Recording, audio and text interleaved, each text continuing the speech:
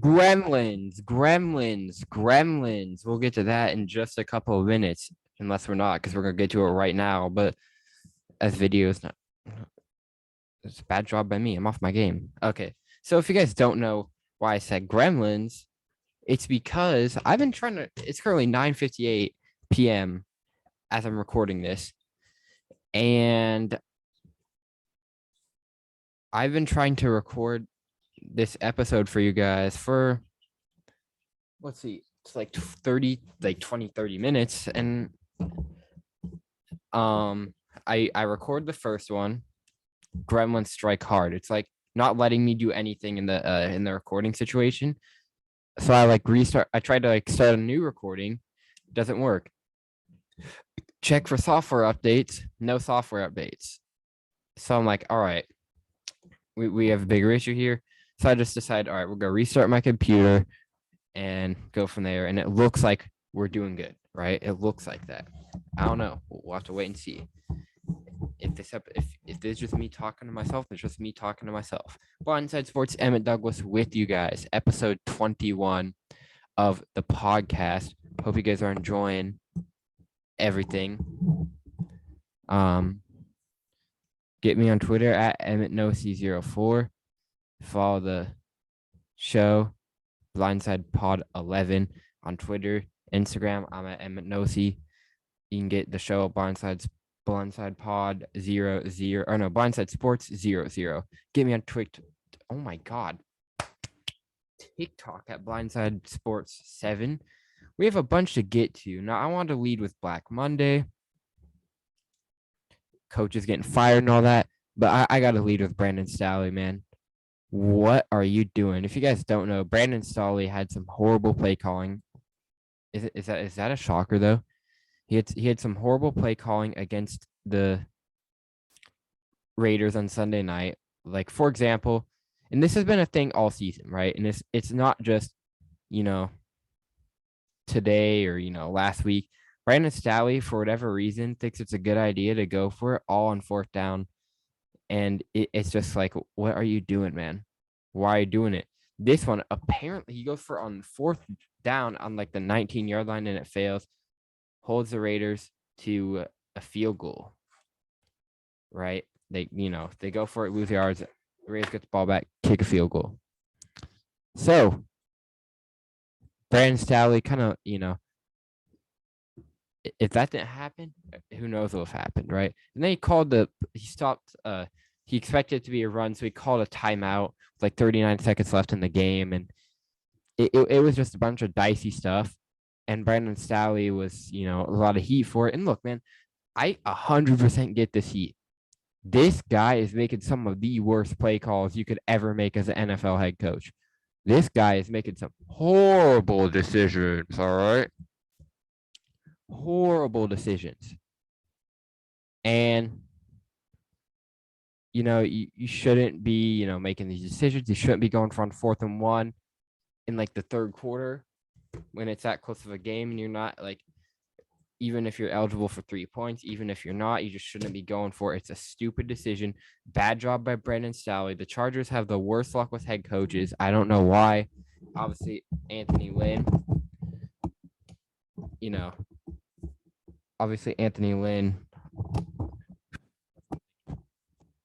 Sorry about that. Hold on. Mike is in the way. Obviously, Anthony Lynn wasn't a good coach. Brandon Staley, definitely not showing potential. He's not getting fired. It's only been 1 year. And unfortunately for Staley, he's going to have to show something quick in his coaching skills. He's going to have to improve that play calling, or else it could be too late because the Chargers were so close to making the playoffs. Even if they won against the Chiefs, right? I think this Chargers-Raiders game, this might have been a different situation. The Chargers could have made, if they beat, if they had one more win than they did, I think this actually would have been a different situation. We wouldn't be worrying about stupid Brandon Staley 4th down calls if he just kicked a field goal once during that Chiefs game. That's how close of a game this was. And same thing with the Raiders. If you didn't have your bad play calling, maybe this wouldn't have happened, right? You guys could have been in the playoffs right now playing the Cincinnati Bengals. And instead, you have to have these dopey calls, and you have to make these horrible decisions, and it's going to cost your team. And you're lucky you're still the head coach of the Chargers, because some teams would give up on you day one. And you kind of have to wonder, do I agree with them? Is this valid? Because most likely it's going to be. You know what, like, Brandon Staley is? He's like that guy on Madden, which is all of us on Madden. If you say you're not this on Madden, then you're a compulsive liar and you should stop. No, I'm playing. But you are. You're lying to yourself and you need to stop it. Brandon Staley is like that guy, is like us on Madden when it's like 4th and 3. And we're like, okay, we can punt it, you kick a field goal, wherever we are on the field or whatever. Brandon Staley's like, Brandon Staley's like the classic Madden player. He takes Madden into like literal life situations and it doesn't work for him. So, those are my thoughts on the Brandon Staley situation. Now, I want to get very generic here on Blindside Sports. Just saying, if technology is my friend, then we should have a 3-episode week. How about that? A 3-episode week. That'll be something else, because tomorrow we have another interview. We haven't had an interview in exactly 2 weeks because we had VJ, Vernon, Big Vanilla, Big Funny, Husky on the podcast. We had him on like 2 Thursdays ago, and we're gonna have Eddie Garcia, national update anchor for the Ben Maurer Show, and 2 Pros and a Cup of Joe with Jonas Knox, Brady Quinn, LeVar Arrington on tomorrow. So I'm super excited for that. And my goal for the off season too is, why not spice it up a little bit and get some like NFL reporters or some people who host podcasts covering certain teams to kind of go over their off season, to dive into what this team should do in the off season to make themselves well, right? To help them out, And I think it would be fun to kind of give you guys the glimpse on teams as off seasons. And it's going to be, like after the Super Bowl, yeah, people are going to say, okay, it slows down. We are going to have NFL, but it's going to slowly dive right into more NBA talk. Emmett Douglas, right here on Blindside Sports. If I didn't mention this already, because I got, the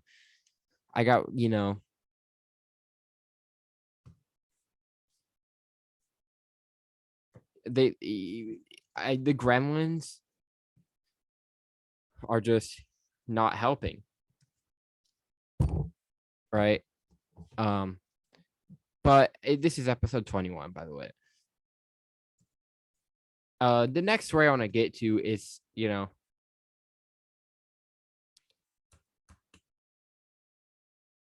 the Indianapolis Colts, as they were, man, how about this? They were simply just choked hard the last 2 weeks of the season. Carson Wentz, man, for this one, 17 to 29, 185 yards, a tutty and a pick. Not good. Jonathan Taylor, 78 yards, which is good, but this shows that Jonathan Taylor he means so much to the Colts. If he has one average game,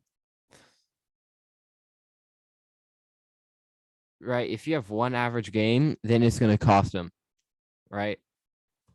This is a part where you can make it to the playoffs, and Carson Wentz just simply gagged away the pressure, right? I'm not impressed by this, the way this all went down. And I think this, is weird because Carson Wentz, I'm just going to be honest with you. I'm going to give you guys a super crazy comparison here. Blindside Sports, Emmett Douglas with you before we get into this comparison. We got to plug the show. Got to plug the show for the, for the boys. But have you guys ever been to a restaurant? Yes. All right. I'm assuming a lot of you here have been out to eat. And is there that one restaurant that you guys tend to hit up? and it's super inconsistent.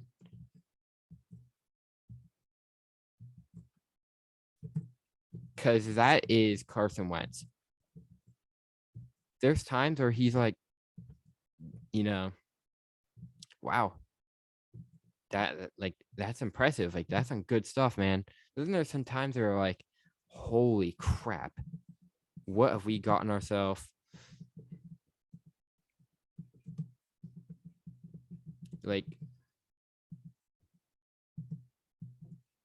what have we done? Like that, and that's Carson Wentz. Like, that was him last week. And he just cost the Colts, like, something that like the Colts needed a win. He just didn't deliver. It was horrible. It was against the Jacksonville Jaguars, and it's cool to see too. It's not that I'm just gonna rip the Indianapolis Colts the whole time, because shout out the Jags. Wow, that how about that? Saying shout out the Jags. I bet we don't hear that often, but the Jags actually held their own for once, and they were able to beat a team, and it wasn't a close. It was a pretty good game. Held the Colts to 11 points. So, yeah, pretty dang impressive. So I want to get generic here on the show real quick.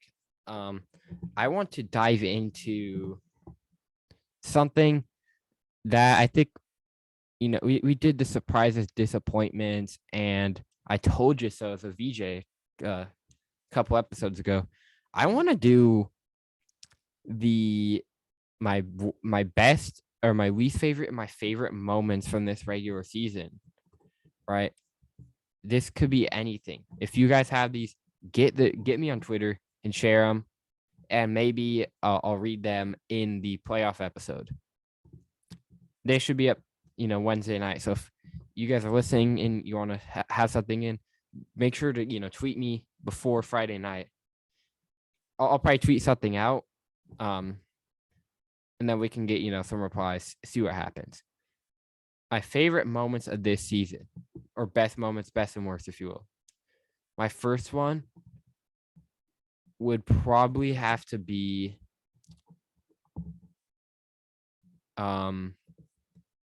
that's a hard one. Honestly, all right, we're gonna start with worst because I have one in my mind. The first worst one, a lot of these could be injuries. The first worst one is Russell Wilson getting hurt and us not finding Rashad Penny sooner. I'm telling you, if the Seahawks found Rashad Penny sooner, we'd be talking a whole different ball game, right? My second worst is the Giants just keep continuing and continuing and continuing and continuing to get worse. It is an absolute bleep show out there in New York. Or sorry, New Jersey, if we're being technical. Third, probably Christian McCaffrey being on IR a lot of this year and just showing that this guy maybe isn't, like the best, like maybe, his injuries are going to get the best of him, and it's something the Panthers should be worried about. I want to dive into some best moments here. My first one is Jonathan Taylor breakout. Jonathan Taylor's already a good player, but he just broke out. Nobody expected it. And, it's just really cool. You love to see it. And then obviously the Colts choked in week 16 and week 17, but we don't need to talk about that. My second best moment of this regular season was probably that Chargers Raiders game on Sunday night. That was such a fun game to watch, even though there were some bad calls on Brandon Staley's end. It was still super cool to see. And yeah, my third moment, just because I was there, was the Seahawks Lions game. Super fun, super good experience. Pictures at Emmett Nosey on Instagram. I posted about the game there. So see if I have any more. Another good moment too was that rise of Joe Burrow. That was super cool to see. And even though there gets bummed that Dolphins having the 7-game losing streak and then the 7-game winning streak, that was cool. Also, Mac Jones balling out and the Patriots balling out. Also, Jalen Hurts. No, I ripped Jalen Hurts at the beginning of the year. I ripped the Eagles. I was not high on them, and I will admit it. I was wrong. Y'all got me. Anyone who admitted it, which I don't think a lot of us did admit it. But, we don't need to talk about that. Blindside Sports, Emmett Douglas with you. Get me on Twitter, EmmettNoC04. Follow the show on Twitter at BlindsidePod11. I'm gonna react to all these coaches getting fired here on Monday. The first one was Vic Fangio of the Broncos. The second one was Matt Nagy of the Chicago Bears, Mike Zimmer of the Vikings, and our guy Brian Flores. And then the other guy was Joe Judge. First of all, I want to dive into the ones that make sense. The three, there's not much to say. Obviously, Mike Zimmer and the Vikings, not a good start, not a good situation down there in Minnesota. They always lose games super close. They keep it close. There's just no cigar there. So the Vikings are trying to find that winning step, and you can't even blame them for it because they need to find that winning step. And it's just time to move on. They also fired their GM, or is that I'm getting it confused now. I think it's the Vikings. But, stuff needs to be done in that Vikings front office. And this is the start. And hopefully the Vikings can clean it up. And maybe they're hoping that Aaron Rodgers gets eliminated from the playoffs and he asks for a trade and gets super salty and get him out of that division and they could take it over. Because if that happens, then that's anyone's division. That is anybody's division. So the Vikings are preparing for that one. And it's cool to see. Number 2 is Matt Nagy. And this one is another one that makes sense. And it's just the Bears are so dysfunctional, and I feel like they should have a better coach for Justin Fields, whether that be Brian Flores, who got interviewed, or Jim Harbaugh, which I doubt, or whoever they decide. If they, take the Eric Bieniemy route, which I haven't really, that talk hasn't popped up much yet. But this is also a good move. Number 3, Vic Fangio. Yeah, this is a good move. Guy was not very solid for the Broncos. It's the Broncos. They're another team. They're kind of like the NFC West, where they're just stuck in a very good division. So I think this is a good move, but I don't see them winning anytime soon. And they just need to. They're probably thinking, okay, restart. You're gonna try and go for another quarterback and another coach, get everything going, because that's a good defense, and they have potential on offense. Melvin Gordon's starting to show out, and they also have all of that down a running back, or at receiver with Sutton, Jerry Jeudy. They got Noah Fant at tight end, and obviously that good defense. So maybe I think if we get another quarterback, another coach, we could fight harder and maybe take out the division. Maybe that's what they're thinking. I don't know. I'm not the Denver Broncos, but pretty solid move. We're gonna dive into the one that I completely disagree with, but it's starting to add up for all of us. Brian Flores, after a 24-25 record, got fired, and you have to remember his first season was 5-11. So if you take that away,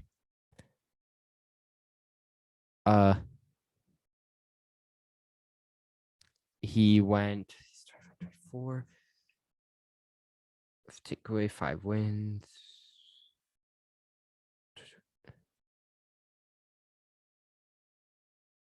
He went 20-13. That's crazy. In 2 years, he was a good coach. And the thing is the Dolphins had a bright future, and they still have a bright future if they can get that pick. And it looks like there's some tension between the front office and Flores on the quarterback, but it's just still this guy was showing something this had to be bad. This tension had to be bad because the Broncos or the Dolphins still have a lot of future, like a lot of stuff ahead of them. And they have a bunch of picks and they're doing it right. They're gonna be picking up guys. I just don't get the move, and it's stupid. If you could have kept Flores, I would have. He was doing something. The Dolphins are so close to making the playoffs, 2 years in a row under Brian Flores and under Tua. Tua's not that good. Brian Flores is that good of a coach. So it's just like, come on, Denver or Miami. Why do I keep saying the Broncos? Come on, Miami. You got to do better. And I feel like, but also feel like, okay, maybe you're not going to fire this coach unless you have some set candidate that you guys really think is going to work. But then again, we're talking about the Miami Dolphins. So, like, who knows what's going to happen? And, it looks like they want to start around Tua, and it's just kind of a messy situation. And now that there's tension in the front office, this situation makes a lot more sense of why Flores got fired.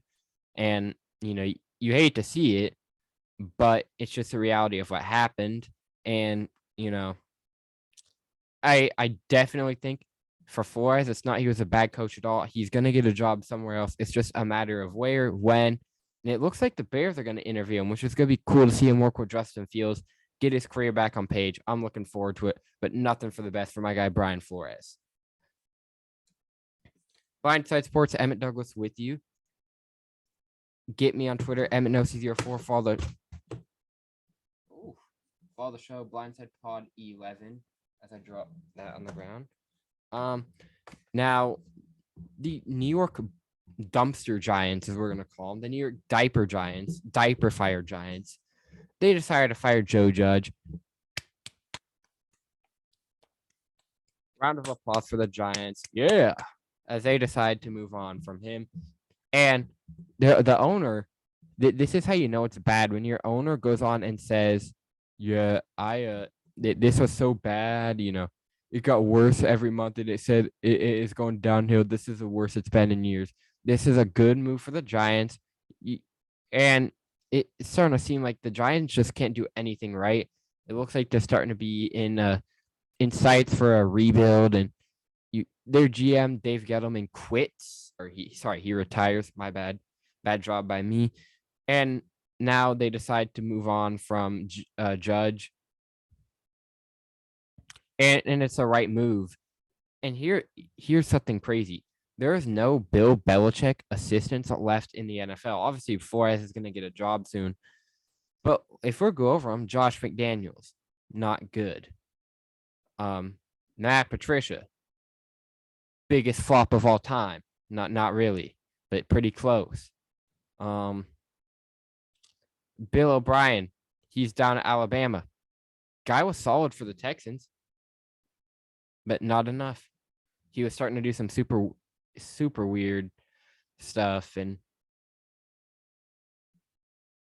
it didn't really work. Those are three that come to my mind. There is more.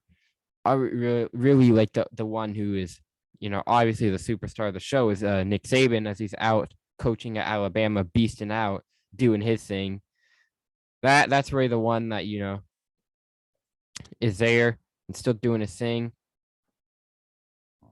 Also, who else? Why am I blanking? It was Doug Peterson? Hold on. I got to pull this up.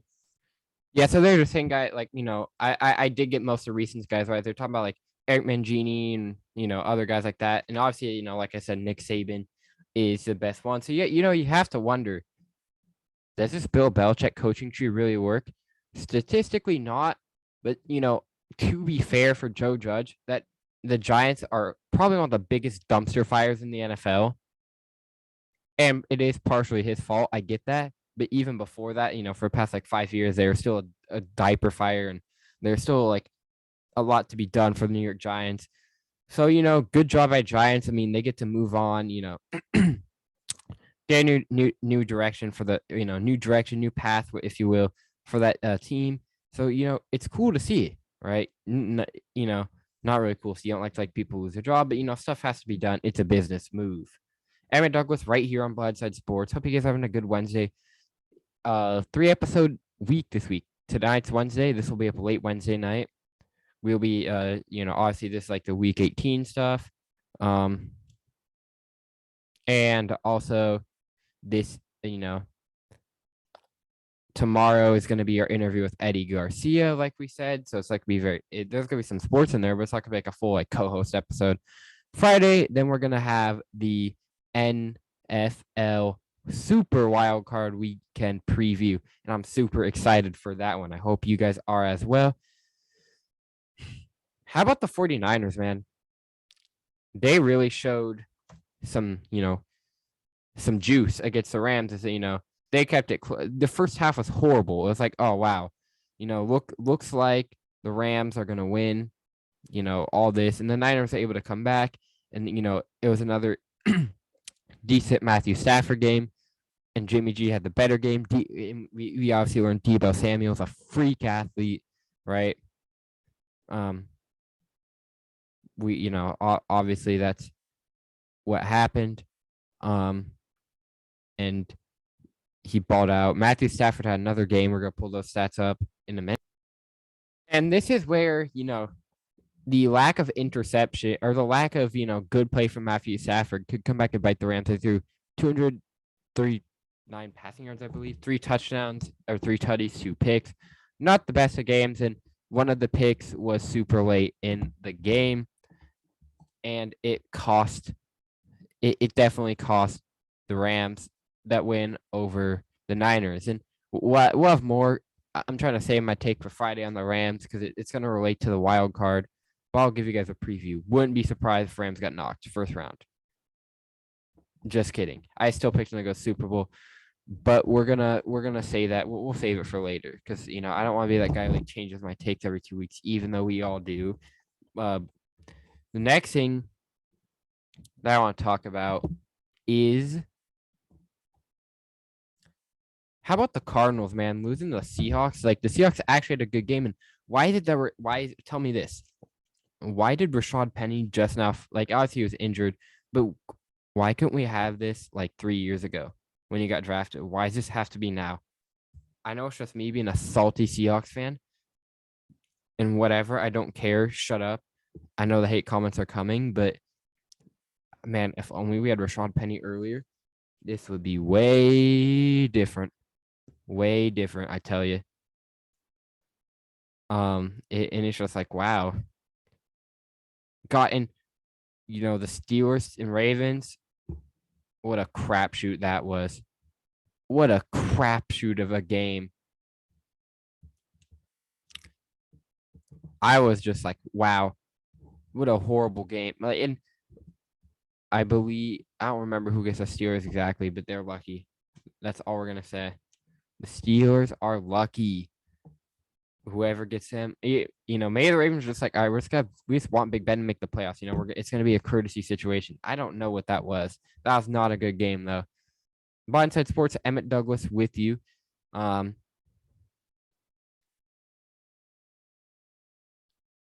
Yeah. I hope you guys are having a good Wednesday. Tom Brady. So the MVP race is starting to pick up again. So I feel like I have to say this again. And then we're gonna dive into Ben Simmons, and then we're gonna get on out of here. Tom Brady is not the MVP. It's Aaron Rodgers. Tom Brady 12 picks. Aaron Rodgers 4. Tom Brady, yes, has more yards. I don't care. Tom Brady has had more weapons most of the season. Aaron Rodgers has Devontae Adams in the best run game in the league. That defense is good, but it's just like Aaron Rodgers has still shown he's only had one bad game. Tom Brady, you could tell, isn't having the best of games. And it's happening. It could be age. I don't know what it is. I'm not Tom Brady's I'm not his dude. But Tom Brady's not the Tom Brady we knew. And I believe he led the league in hold on. Like he's not obviously not number one like Tom Brady, but Aaron Rodgers is a top 10 passer in the NFL, way more efficient, and a better season for Aaron Rodgers. I definitely think he's winning the award. And Aaron Rodgers more weapons. thing is, Tom Brady, that team, both the teams are stacked. Let's be real. I feel like Aaron Rodgers would be a couple if he didn't have this whole stupid COVID BS. I feel like he'd be up there more in that passing yards, right? I feel like he'd be in like the 4,000, like 500 or 4,000, like 300, 400, 500 around that category. So I definitely think it's going to Aaron Rodgers. No hate against Tom Brady, but it's definitely going to Aaron Rodgers.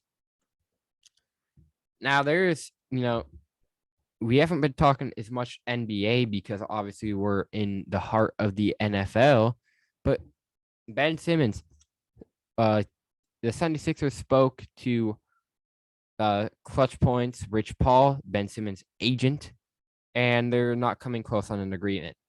The Sixers still want, an equal level player for Simmons. And look, 76ers, stop it. Really? You guys are delusional. You guys are hella delusional. You guys don't look, take what you can get for Simmons. Anything is an upgrade. It's like, having a car that doesn't work and then you get like a 2000 like Corolla with like 250K miles on it, but it works. It may be crappy, but it works. Ben Simmons his value is going down by the day. You guys need to get him out of that system now before that value goes down even worse. The more you wait for a good player, I feel like the more the values go down. He's not playing. If you wait until this, end of this year, he's not gonna have played for like a year. If you wait till June to trade him, I don't think he's like you said, like Rich Paul said, Ben Simmons is not coming back. Right? And it's just like the truth, man. Ben Simmons is not coming back. The Sixers, you guys need to get rid of him. Send him somewhere quick. It's best for your team. You get some upgrade. It may not be what you want, but you guys have waited too long. Maybe you should have shipped him right away, right when these rumors started. Maybe you should have shipped him in October. The more he's sitting on that 76ers bench at his house playing Fortnite with his feet up all day, eating hot Cheeto Puffs, the more his value goes down. And that's just it. 76ers, get Ben Simmons out of there as fast as humanly possible. Blindside Sports, Emmett Douglas. That was my Week 18 episode. I hope you guys enjoyed. How about the Alabama-Georgia National Championship? Honestly, I picked Alabama, but you got to know, I'm not surprised Georgia won because Alabama isn't Alabama from last year. They're not that elite team. They're good, but they're not as good. And there's no offense. It was kind of a boring game to watch, but towards the end it picked up. How about that pick six by Bryce Young to seal the deal? Great job, Alabama. Just playing, but as Bryce Young threw the pick six, it was a super inconvenient play because all they needed was a touchdown and a 2-play conversion. They could have tied it. And that Bennett guy, Stephon Bennett, I think his name is, that guy is an absolute beast. Holy crap, that guy's impressive. Hope you guys enjoyed the episode. Make sure you leave a like, subscribe, download, like the podcast, follow me on social media. Peace out.